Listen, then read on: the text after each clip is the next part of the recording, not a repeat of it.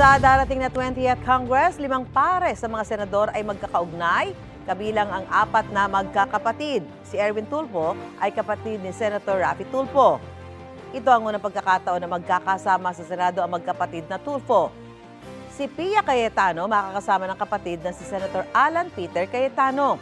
Ilang beses naman nagkasabay naging senador ang magkapatid na Cayetano noong 14th, 15th, 16th at 19th Congress. Dati rin naging senador ang kanilang ama na si Rene Cayetano. Si Camille Villar, unang beses makakasama sa Senado ang kapatid na si Senator Mark Villar. Si Camille ang magiging ika-4 na Villar na senador. Si dating Senador Kiko Pangilinan at dating Senate President Tito Soto, konektado rin. Si Kiko ay asawa ng aktres na si Sharon Cuneta, na pamangkin ng aktres na si Helen Gombawa na asawa ni Tito Soto. Ang dalawa maraming beses nang nagkasama sa Senado. Magkakasama pa rin sa 20th Congress ang incumbent senators at magkapatid na si Senate President Pro Tempore Jinggoy Estrada at Senator J.B. Ejercito.